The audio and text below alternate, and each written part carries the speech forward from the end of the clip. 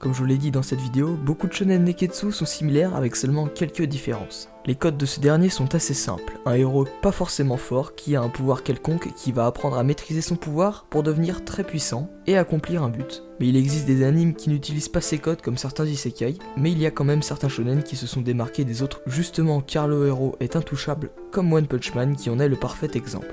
Aujourd'hui on va donc voir 4 animes où le héros est surpuissant.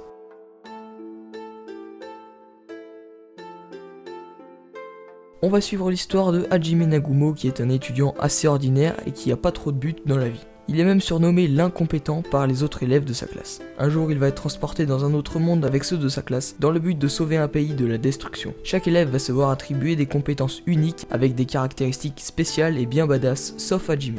En effet il va acquérir une compétence nommée Synergie qui est la classe d'artisans de ce monde et qui possède des statistiques assez mauvaises par rapport aux autres. Bref, pour sauver le pays du fléau, il faut faire des donjons avec différents types de monstres à l'intérieur. Un jour, pendant qu'il explorait un donjon avec sa classe, un de ses camarades va le trahir et Hajime va tomber dans les profondeurs de l'abîme.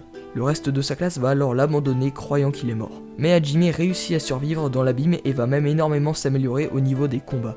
J'ai failli ne pas le mettre car c'est vrai qu'au début, Hajime est vraiment claqué. Mais il devient fort assez rapidement, donc je l'ai quand même mis. L'animation dans l'ensemble est bonne avec des scènes de combat très bien réalisées. Arifureta est dans le genre fantasy, action, aventure et fantastique. Il n'y a qu'une seule saison de 13 épisodes qui est sortie en juillet 2019 et vous pouvez le regarder sur Wakanim.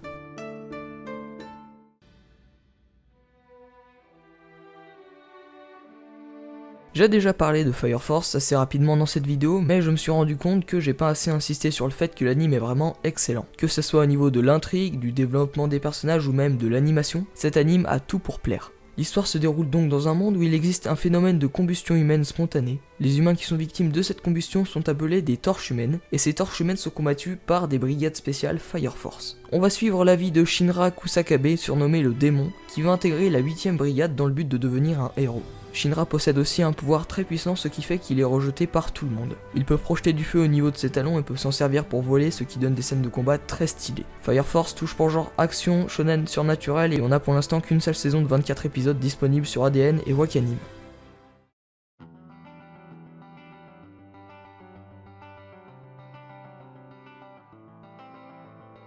Bon, je pense que c'est même plus la peine de présenter cet anime tellement j'en ai parlé sur la chaîne et tellement il est connu. C'est la parfaite représentation du titre de la vidéo donc je me devais quand même de le mettre. Bref, pour faire vite, c'est l'histoire de Saitama qui est devenu tellement fort à la suite d'un entraînement de 3 ans qu'il peut battre n'importe qui en un seul coup de poing, mais en contrepartie, il a perdu tous ses cheveux. Bon, du coup, niveau suspense, il y a mieux, mais j'ai kiffé regarder l'anime car les combats sont juste magnifiques. Il y a 2 saisons au jour d'aujourd'hui avec 12 épisodes par saison. Les premiers épisodes sont sortis en 2015 et il est disponible sur ADN.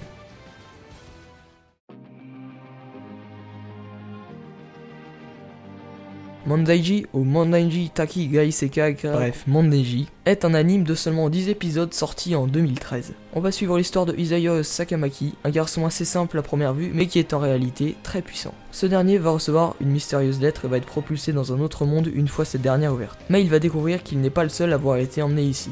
2 filles nommées Yo, ouais c'est son prénom ouais. Et Asuka ont elles aussi été téléportées. Les 3 personnages vont vite s'en rendre compte qu'ils possèdent des pouvoirs nommés Gift. En effet, Yo peut communiquer avec les animaux, Asuka peut donner des ordres que personne ne peut refuser, et Isayoi possède une force surpuissante au point où il explose littéralement un dieu dès le premier épisode. Alors oui, il faut reconnaître que l'histoire est pas exceptionnelle, mais il y a quand même moyen de passer du bon temps.